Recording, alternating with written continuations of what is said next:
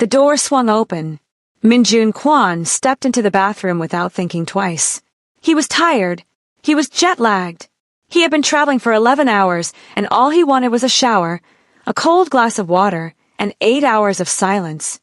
He got none of those things. What he got instead stopped him completely dead in his tracks. She was in the tub. Not just in the tub. She was rising from it, like something out of a painting he had no business looking at. Water sliding down her dark skin in slow, unhurried sheets, catching the light in a way that made the entire bathroom feel warmer than it already was. Her hair was pinned up loosely, a few wet strands curling against the back of her neck. Drops of water sat on her shoulders like they had been placed there deliberately. Her skin, deep, rich, glowing, glistened under the bathroom light in a way that made the word glisten feel like it had been invented specifically for this moment.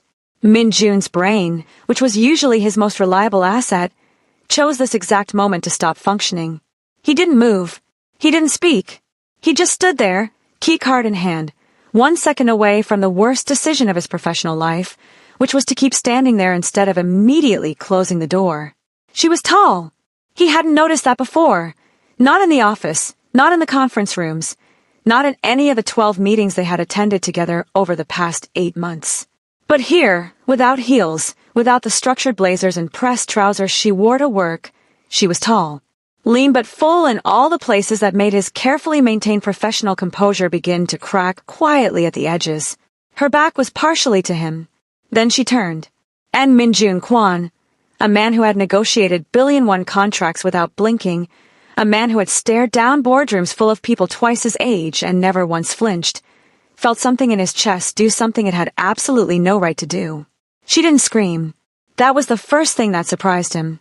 She didn't shriek, or grab the nearest object, or burst into tears. She turned, saw him, and her entire body went still.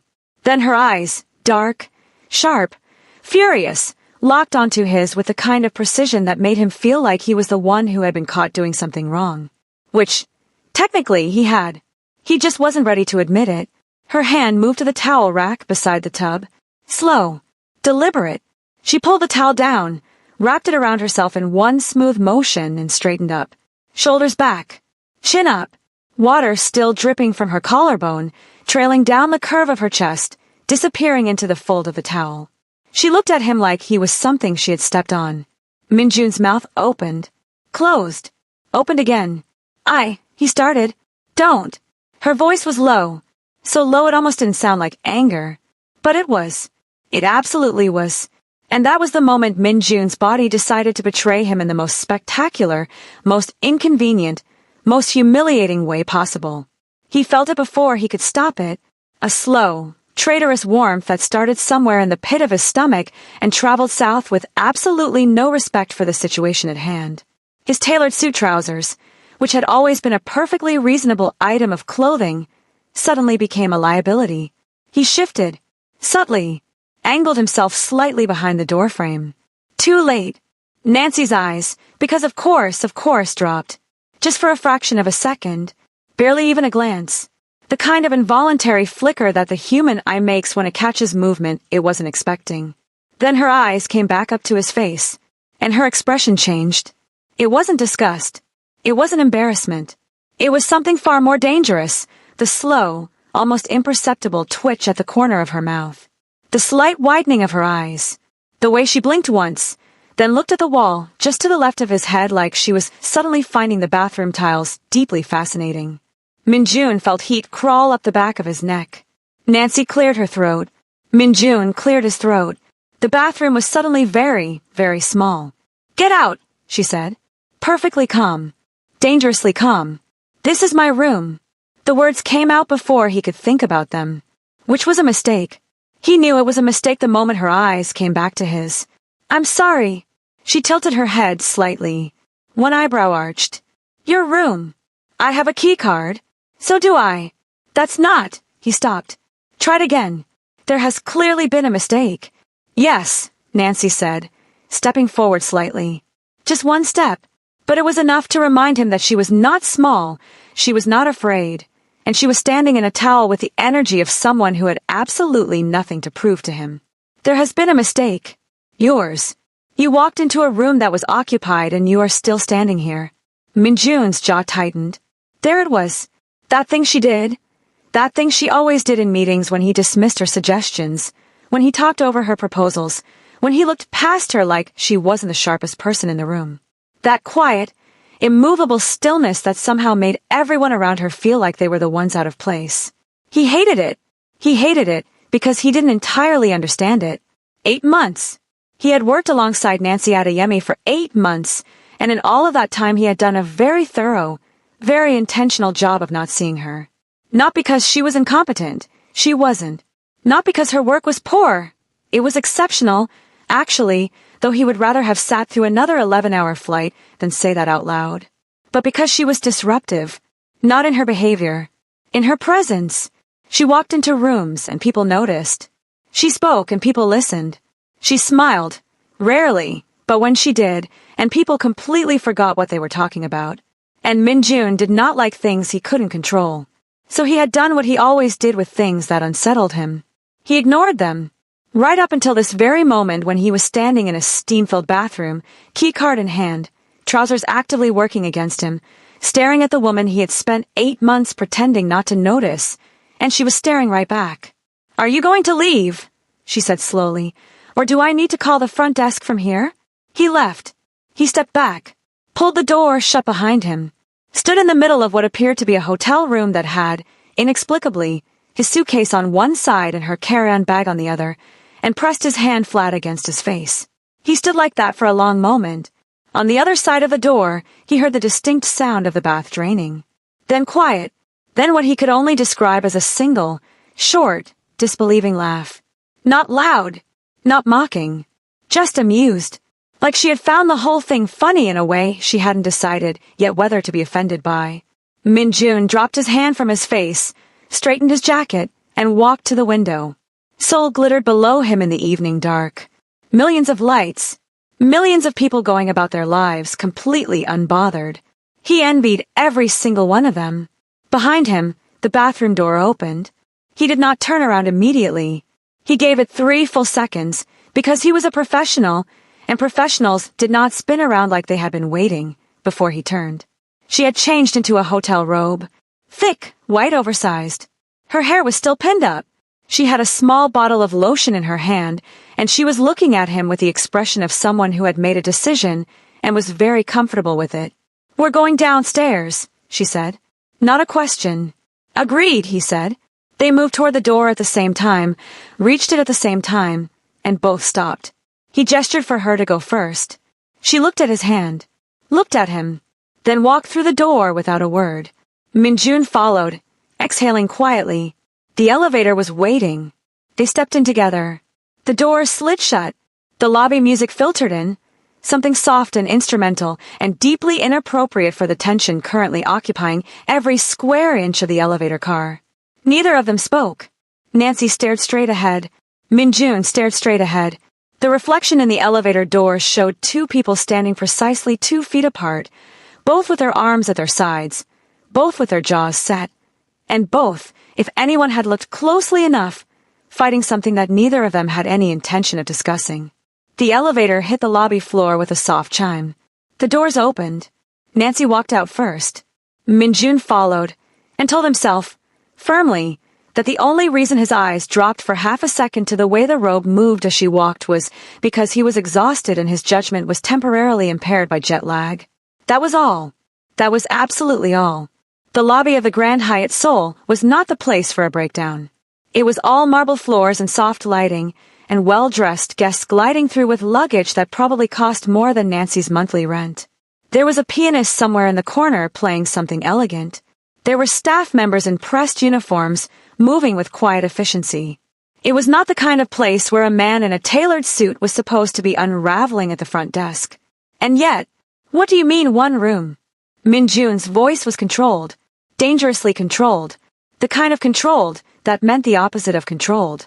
Nancy stood 2 steps behind him, arms folded, hotel robe still on, watching him with the expression of someone who had bought a front-row ticket to a show and was getting exactly what they paid for.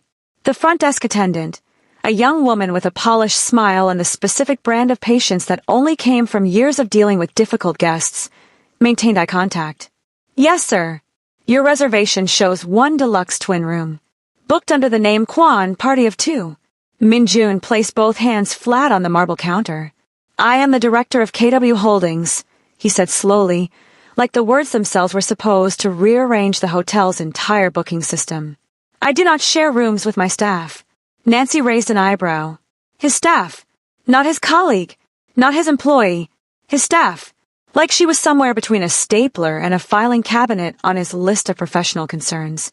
Sir, I completely understand, the attendant said, not understanding at all, but doing a remarkable job of pretending. Unfortunately, we are at full capacity this evening. There is a tech summit in the city, and every room in the hotel has been occupied since this afternoon. There is nothing available until checkout tomorrow at noon at the earliest.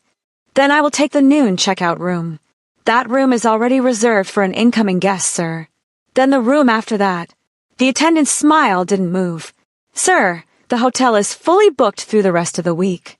Silence. Min-jun straightened, adjusted his jacket, looked at the attendant, looked at the lobby, looked, briefly, reluctantly at Nancy. Nancy looked back at him. Neither of them said anything for one long, loaded second. Then Min-jun turned back to the counter. Get me your manager. The manager came. Offer the same information with more authority and a slightly more expensive business card. Min-jun stood through all of it with his hands clasped behind his back, jaw tight, neck stiff, the absolute picture of a man being forced to accept something he had no power to change and finding the experience physically painful. Nancy watched the whole performance with one hand pressed lightly over her mouth. Not because she was sad about it. She was, in fact, working very hard not to smile. The great Min-jun Kwan, 42 floors up in a 5-star hotel, surrounded by the kind of luxury that most people only saw in magazines, and completely undone by a booking error made by an assistant who had probably been too intimidated to double-check the reservation. She almost felt sorry for him. Almost. Miss Adeyemi. She blinked. Min-jun had turned around and was looking at her with the expression of a man delivering news he would rather have swallowed. It appears, he said carefully, that we will be sharing the room for the duration of the trip. I know, Nancy said. I was standing here the entire time. His eye twitched. Just slightly. I will have my assistant contacted first thing in the morning. Great. This is not a situation I am comfortable with. Neither am I. Good. We are in agreement. We are. Another pause. The pianist in the corner moved into a softer melody. A couple walked past them toward the elevators, laughing quietly about something, fingers lightly tangled together. Min-jun watched them go with the expression of a man being personally mocked by the universe. Nancy exhaled and turned toward the elevators. Are we going back up, or are you going to stand here and stare at the front desk until a new room appears? He followed. Of course he followed, because there was nothing else to do. The elevator ride back up was worse than the one going down. Going down, they had been fueled by purpose. There was a problem, they were going to fix it. Now the problem had been confirmed unfixable, and they were going back up to a room with 2 beds and 4 walls and absolutely no exit strategy. Nancy counted the floors. Min-jun stood with his hands in his pockets and stared at the number panel like it owed him an apology. She could see him in the elevator door's reflection, could see the slight tension in his shoulders, the way he shifted his weight almost imperceptibly, the way his eyes moved, just once, to her reflection before snapping back to the numbers. She had noticed that. She had been noticing things she wasn't supposed to be noticing ever since he walked through that bathroom door. Not the embarrassment, not the anger, though she had plenty of that stored up and ready to deploy at a moment's notice. But the other thing, the thing she had clocked in the split second before she reached for her towel. The way he had gone completely still. The way his eyes had moved, not leeringly, not with the kind of deliberate entitlement she had braced herself for, but with something closer to stunned. Like the sight of her had knocked something loose in him that he hadn't been expecting. And then, she allowed herself one small, private, internal laugh, the other thing she had noticed. She hadn't been looking for it. It had simply been there. Impossible to miss, honestly, given that the man was wearing tailor trousers with very little left to the imagination in that particular department. She had looked away immediately, naturally, like a professional.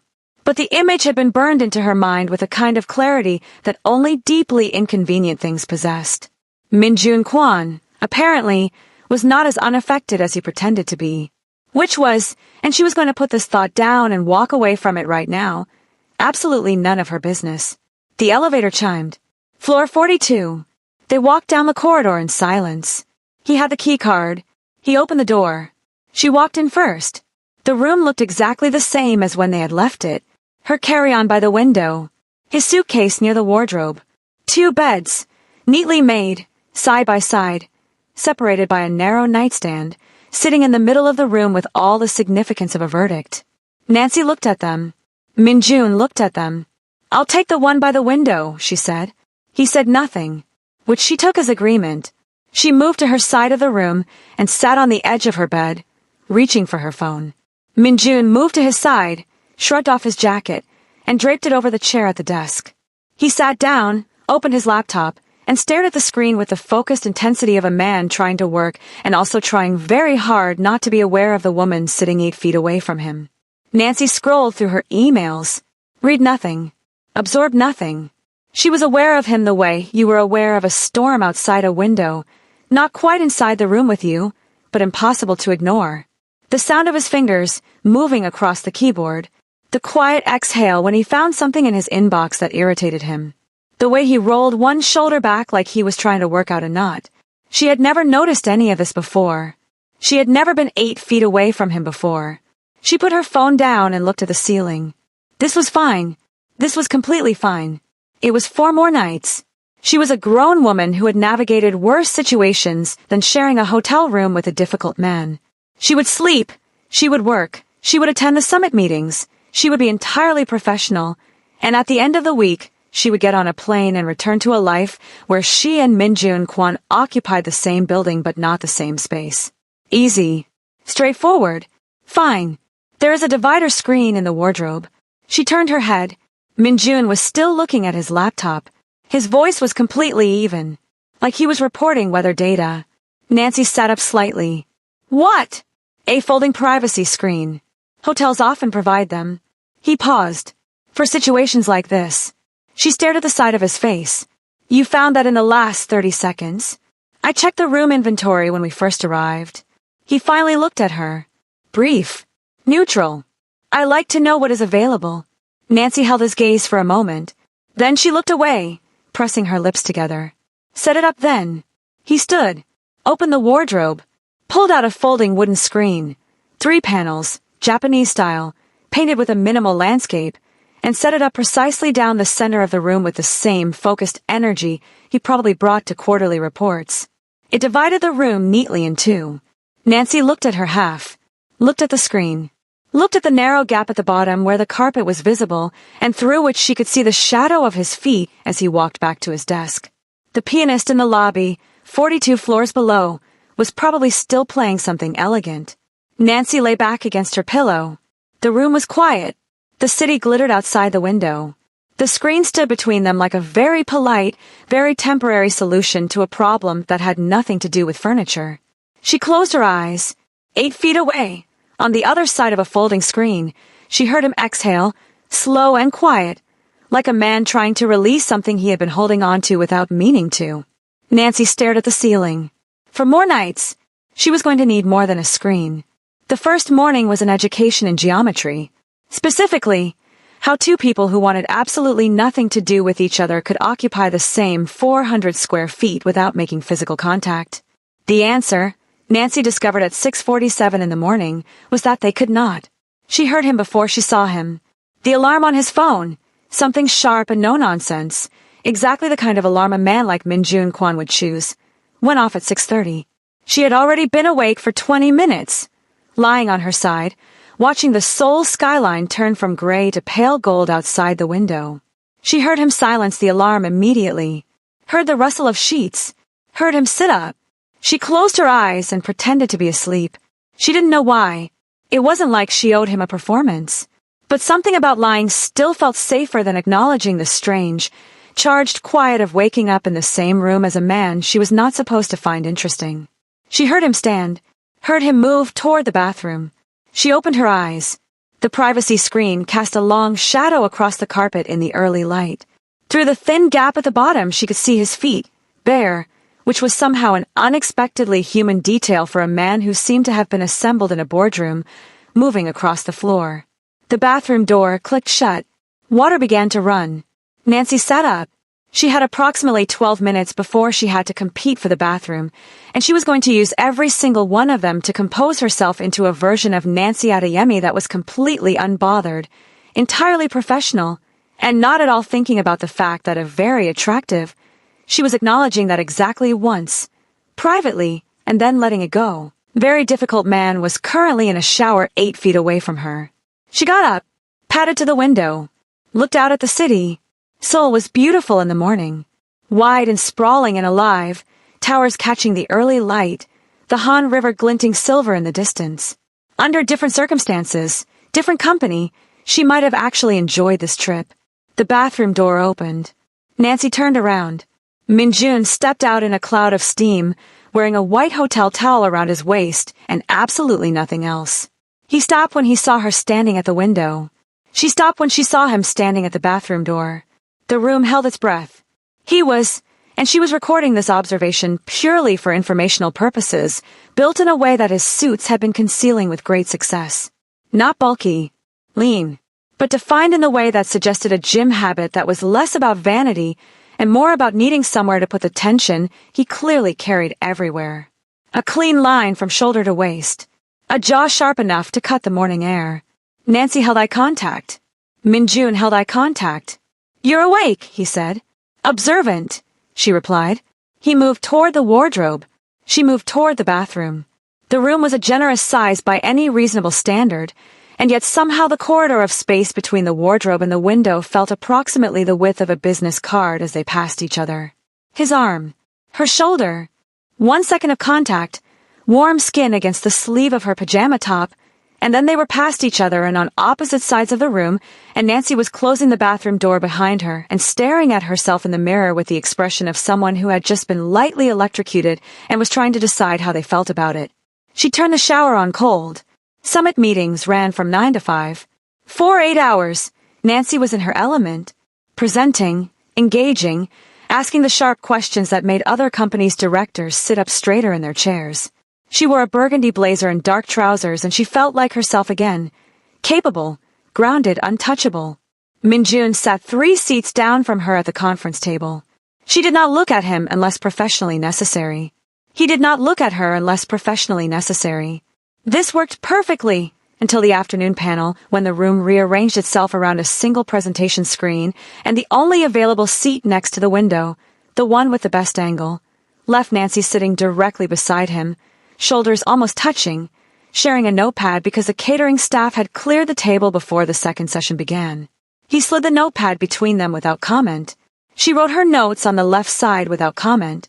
For 45 minutes, they sat close enough that she could smell his cologne, something dark and understated that had no business being as distracting as it was, and she stared at the presentation screen like it contained the secrets of the universe and absolutely did not notice the way his handwriting looked on the right side of the page.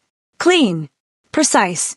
A little aggressive in its angles, like he pressed the pen harder than necessary. She did not notice this. At all. The presenter cracked a joke. The room laughed. Min-jun did not laugh, but she caught, peripherally, professionally, barely, the very slight shift at the corner of his mouth. She looked back at the screen. He turned the notepad slightly toward her so she could read his notes from the previous slide she had been a second late to catch. She looked at it, then looked at him. He was already watching the screen again. Nancy wrote "thank you" in small letters at the bottom of her side of the page. She felt rather than saw him glance down at it. He said nothing, but he also didn't slide the notepad back to his side. Dinner was provided at the summit venue. Nancy sat with a group of other directors from East Africa and Singapore and let the conversation carry her. She laughed. She ate. She was good at this. The ease, the warmth, the way she could make a room feel comfortable around her. She noticed Min-jun, across the room, standing slightly apart from his group. He was listening more than talking.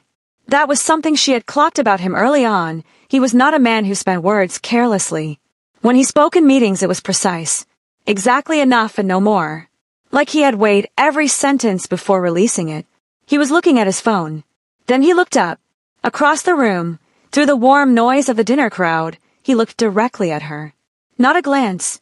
Not an accident. He looked at her with the full, deliberate attention of a man who had been telling himself not to for most of the day and had temporarily run out of the energy to maintain it. Nancy didn't look away. Neither did he. 3 full seconds. Then someone touched his arm, a colleague a question, and the moment broke and Nancy turned back to her table and picked up her wine glass and took a slow, measured sip. Her heart was doing something she was going to pretend it was not doing. They were back in the room by 10. The privacy screen was still standing. Their luggage was still on opposite sides.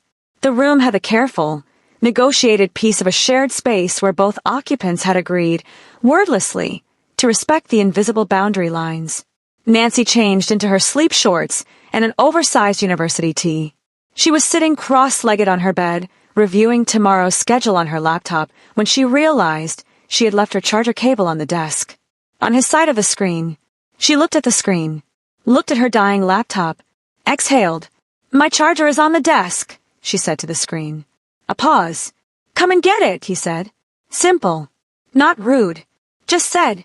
She got up, walked around the edge of the screen, and crossed to the desk.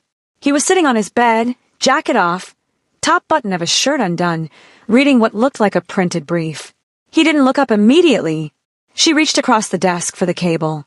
Except it had slid to the far edge, close to where his water glass was, and she had to lean over, just slightly, to reach it without disturbing anything. She stretched, fingers closing around the cable. "Got it," she said, mostly to herself. She straightened up. He was looking at the brief. But the brief was not what he had been looking at 2 seconds ago because his eyes moved back to the page with the fractionally delayed timing of someone redirecting. Nancy looked at him for one quiet moment. "Good night," she said. He looked up then, full attention, eyes that were sharper than they had any right to be at 10 o'clock at night. He held her gaze for a moment that lasted 1 beat longer than a professional good night required. "Good night," he said. She walked back around the screen, sat down on her bed, put the charger in her laptop, stared at her schedule document without reading a single word of it. On the other side of the screen, there was a rustle as he set his brief down. A soft click, the lamp on his side. Then quiet. Nancy closed her laptop and lay down in the dark. The room breathed around them. The city glowed faintly through the curtains. Somewhere below, Sol moved and turned and lived, completely indifferent to 2 people lying 8 feet apart in the same room, staring at the same ceiling, thinking about, she was almost certain, almost sure, the exact same thing. Neither of them said anything. That was somehow the loudest part of all. The last night crept in quietly. No dramatic announcement. No warning. Just the slow dimming of the day outside the window, Sol pulling on its evening lights one by one, the city shifting from gold to amber to deep, glittering dark, and Nancy sitting on the edge of her bed realizing that in 12 hours they would be at the airport and this strange, suspended world they had been living in for 4 days would simply cease to exist. She wasn't sure how she felt about that. She wasn't sure she was ready to examine how she felt about that. The summit's closing dinner had run long. Too much wine, too many speeches, too much warm noise. Nancy had changed the moment they got back, washed off the makeup, unpinned her hair, let it fall loose around her shoulders. She was in her silk sleep shorts and a camisole, moisturizer still slightly tacky on her skin, when Min-jun came out of the bathroom. He stopped. She was standing at the window with a glass of water, looking out at the city. She heard him stop. Felt it. Actually, that particular quality of stillness that had started to feel familiar over the last 4 nights. She turned. He had changed too. Dark sweatpants. A simple gray-fitted tee. No suit. No jacket. No armor. He looked different. Younger, almost. Less like the man who sat at the head of conference tables, and more like a person who got tired and needed sleep, and felt things he didn't have a professional framework for. Nancy turned back to the window. "Last night," she said quietly. Not to him specifically. Just to the room. "Yes," he said. She heard him move, not toward his side of the screen. He walked to the window too. Stopped beside her, close, but not touching, and looked out at the city. Neither of them spoke for a while. Below, Seoul pulsed and shimmered. Thousands of lives stacked on top of each other. Thousands of stories happening all at once. Up here on the 42nd floor, it all looked quiet, contained, like a world behind glass. "Do you like this city?" she asked. A pause, like the question had caught him off guard by being so ordinary. "Yes," he said. "It asks nothing of you. It just moves." Nancy looked at him sideways. "That's a strange thing to like about a city. I find it restful." She considered that. "I think I understand." Another silence. But it was different from the silences of the first night. Sharp-edged, loaded, defensive. This one had settled, like a thing that had been carried a long way and finally set down. "You were good this week," he said, still looking at the city. Nancy turned to look at him fully. "Excuse me." "At the summit." He said it the same way he said everything. Measured, like the words had been selected from a short list. "The afternoon panel on Thursday. Your response to the Taejun group's proposal." It was sharp. She stared at him. He finally looked at her. Something in his expression that she had never seen in 8 months of working with him. Not discomfort, not neutrality, but something closer to effort. Like this was costing him something, and he had decided to pay it anyway. "You should have led the Meridian presentation," he said. "Last quarter." "I gave it to Park." That was the wrong call. The room was very quiet. Nancy looked at him for a long moment. All the things she had wanted to say for 8 months gathered at the back of her throat. The frustration, the exhaustion of being overlooked, the quiet indignity of being brilliant in a room where someone had already decided not to see it. She had rehearsed some version of this confrontation 100 times. Now that it was here, she found she didn't want to fight. She was too tired. Something else that she wasn't naming yet. "Why didn't you?" she asked. Simply. No edge. He was quiet for a moment. "Because you made me uncomfortable." She blinked. "My work made you uncomfortable?" "No." He turned to face her more fully. The city light fell across one side of his face, amber and soft. Nothing like the harsh conference room lighting that had always framed him before. "You did. The way you..." He stopped. Tried again, which was already unprecedented for a man who always knew exactly what he meant to say. "You don't shrink. Most people shrink a little. For me, for the room, for the situation. You never did. Not once." Nancy looked at him. "And that bothered you," she said slowly. "It unsettled me," he corrected, as if there were a meaningful difference. "I handled it badly." She exhaled, long and slow, looked back at the city. "Yes, you did. I know." The admission sat between them, plain and without decoration. No qualification. No redirect. Just "I know." Nancy pressed her lips together. Felt something in her chest shift, just slightly, the way a lock sounds when the right key finally turns. She didn't forgive him. Not entirely. That wasn't something that happened in a single conversation in a dimly lit hotel room. But she let the anger sit back, just a little. Made room for something else. "My mother used to say," she said quietly, "that the most threatened people in any room are the ones pretending they're not in a room." Minjun was quiet for a moment. Then, soft, almost reluctant, he laughed. Just a breath of it. The sound was so unexpected that Nancy turned to look at him like she was confirming it had actually happened. He was looking at her with something entirely new on his face. She felt the warmth of it before she understood it. They stayed at the window for a long time, talking, which was new. Not about work, or not only about work. He told her about growing up in Busan. She told him about Lagos. He was dry and precise even in storytelling, which shouldn't have been charming and was anyway. She was direct and warm and occasionally devastating with her observations, and she watched him receive each one with the focused attention of a man discovering he had been missing something for a very long time. The water glasses emptied. She refilled them. When she handed his back, their fingers overlapped on the glass for a moment, warm, ordinary contact, the kind that meant nothing. Except neither of them let go immediately. Just a second. 2. The glass between their hands like a reason. Then she released it and sat down on the edge of her bed, and he sat on the edge of his, and the conversation continued, quieter now, lower, like the whole room had leaned in. She didn't know what time it was when it happened. He had stood to refill his water from the bottle on the desk. On his way back he sat, not on his bed, on hers, on the far edge, which was a reasonable distance, but still, on hers. Like the invisible geography they had been so careful about all week had simply stopped matching. She let it. They were mid-conversation about something. She would not be able to recall exactly what, later, when the bottle of water slipped. Not dramatically. Just tipped from his hand at the edge of the bed, water spilling across the nightstand, across the sheet, across the front of her camisole in a cold rush. She gasped. Stood. He stood. I'm sorry. He reached for the towel on the nightstand. The same towel she had used to dry her hands before bed. It's fine. She took it from him and pressed it against her camisole, and then stopped because the water had soaked through and the camisole was silk, and now it was doing the thing that wet silk did, which was essentially stopping being an article of clothing. She held the towel flat against herself. Minjun was very carefully looking at her face. But he was close, standing right in front of her in the dim lamplight, the city glowing soft through the curtains behind him. Close enough that she could see the slight unevenness in his breath, could see the exact moment his careful neutrality began to come apart at the seams. The towel slipped, just an inch, maybe two. Not dramatic, not theatrical, just the terry cloth sliding from her grip because her hand had gone slightly unsteady for a reason she was not going to examine. His hand caught it, right at the edge, his fingers closing over the towel and over hers beneath it, his hand warm and firm and completely still.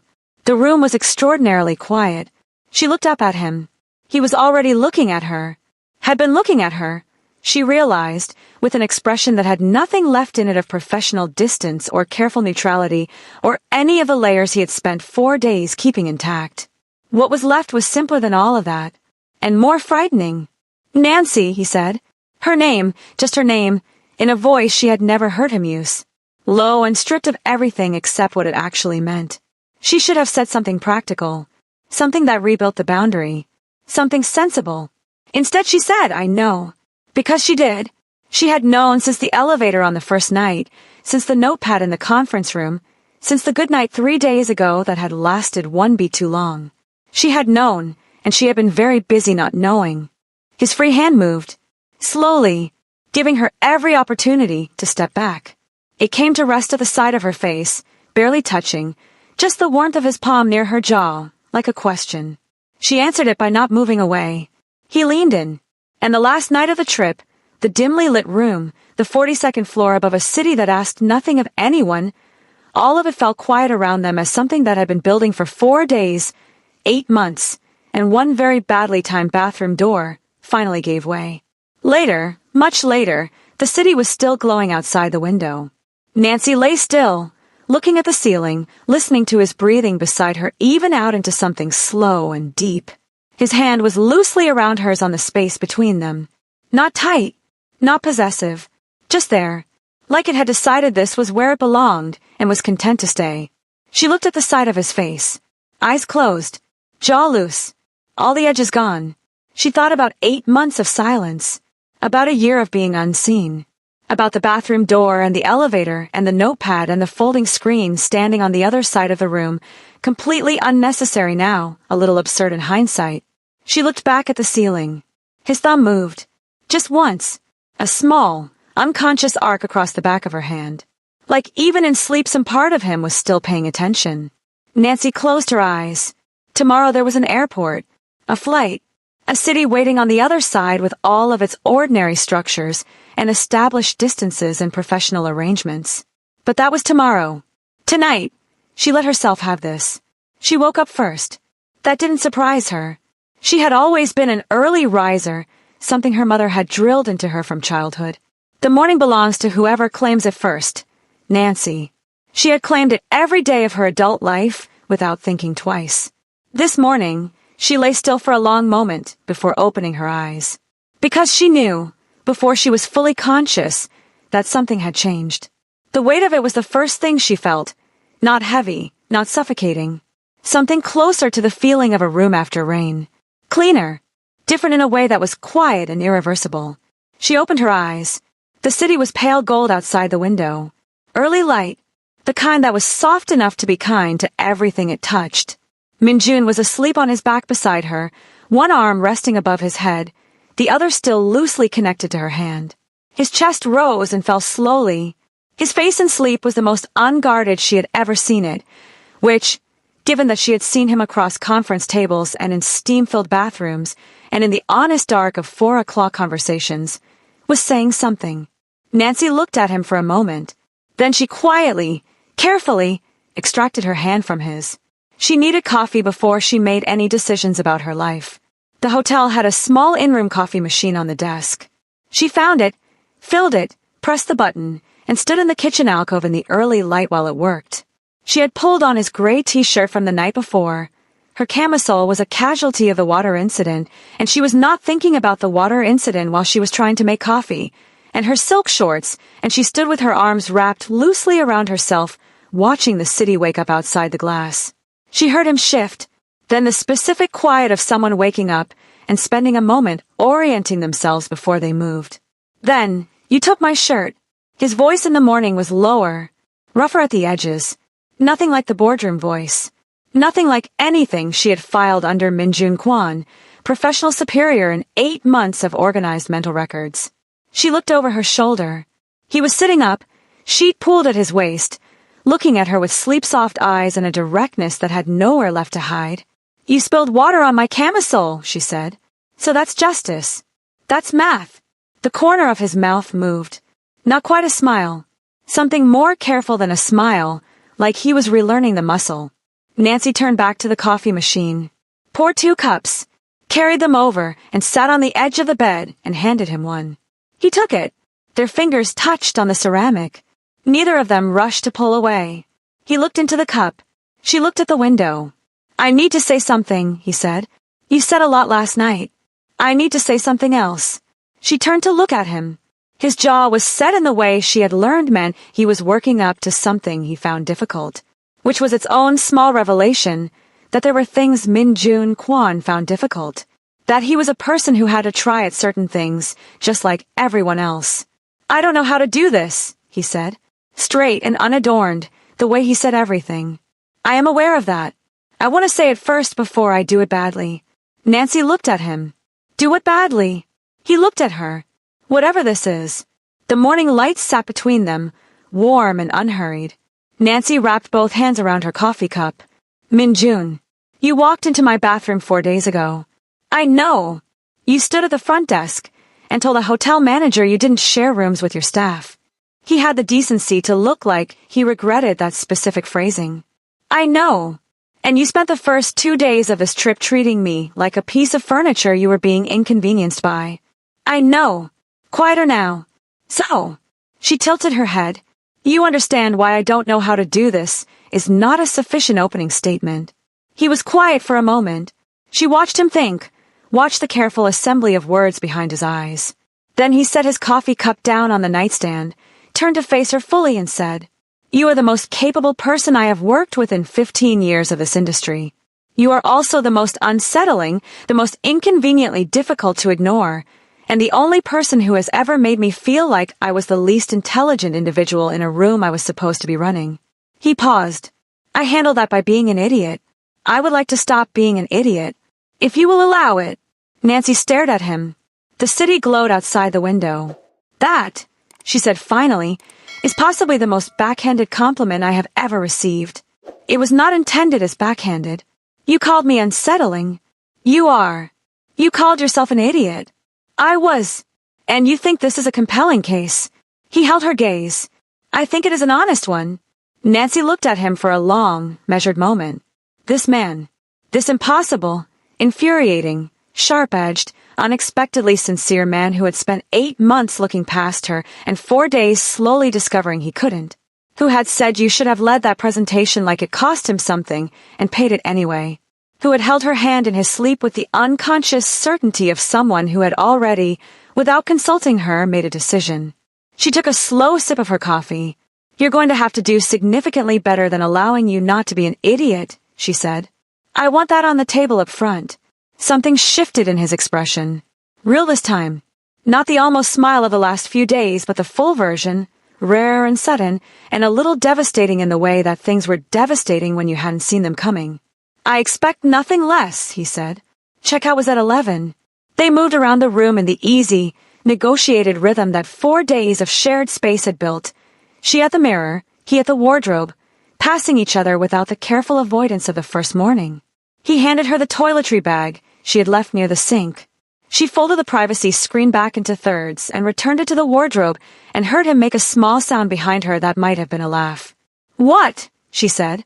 "Nothing." He was packing, not looking at her. "I was thinking about the screen." "What about it?" "It didn't work." "No," she agreed. "It really didn't." She zipped her carry-on, rolled it to the door, looked around the room one last time. The window, the beds, the nightstand where a water glass and a slightly worse-for-wear towel had conspired to change the entire trajectory of an argument she had been having with herself for 8 months. Minjun came to stand beside her with a suitcase. They looked at the room together. "Terrible room," he said. "Best room I've ever had," she said. He looked at her sideways. She looked at him sideways. The moment sat there between them, simple and private and entirely theirs. The airport was loud and busy and aggressively ordinary. They checked in, cleared security, found the gate. Nancy bought an overpriced bottle of water and a magazine she had no intention of reading and settled into the gate seating with 40 minutes to spare. Minjun sat next to her, not across from her, not one seat away, next to her, close enough that their shoulders were nearly touching and he was not making any effort to create distance. She opened her magazine. He opened his phone, looked at it, put it away, looked at the departures board, looked at the gate, looked at her. "Nancy." She turned the page. "Minjun, are you going to make this difficult? I'm reading. You're holding the magazine upside down." She looked down. She was, in fact, holding the magazine upside down. She had picked it up from the newsstand and not once looked at it properly, and she had been holding it upside down for the better part of 10 minutes. She closed it, set it on her lap, looked at him. He looked back, and then, carefully, with the deliberate intention of a man who had decided something and was committing to it, he reached over and took her hand. Just like that. No preamble. No negotiation. Palm against palm. Fingers settling between hers like they had been doing it for years and were simply resuming after a brief interruption. He faced forward, eyes on the departures board. Nancy faced forward, eyes on the departures board. Her heart was doing something completely unreasonable. "This is not going to be simple," she said to the gate area. "I know," he said. "We work together. I know. You have a reputation for being difficult." "Yes, I am aware." She looked at him. He turned to meet her eyes. Up close, no conference room, no hotel lobby, no dim lamplight softening anything. He was exactly as she had been trying not to see him all week. Focused and direct, and looking at her like she was something he had stopped pretending not to want. "I'm not easy either," she said. "I know that too." A pause. "I'm counting on it." Nancy looked at him for a long moment. Then she turned back to the departures board, settled into her seat, and let his hand stay where it was. "You still owe me an apology," she said. "A real one. Not a compliment dressed as a confession." "Noted. And you're buying me dinner when we land." "Also noted. Somewhere good. Not the place by the office that you always pick because the menu is short." He looked at her. "You know about that. Everyone knows about that." He exhaled, something between exasperation and amusement, and something newer than both. "Fine. Fine," she echoed. The gate agent's voice came over the speaker. "Flight announcement. Boarding in 15 minutes. Around them, passengers began gathering bags and shuffling toward the queue. Minjun squeezed her hand once, brief, sure and hesitating. Nancy didn't look at him, but she squeezed back. They sat like that until the boarding call came.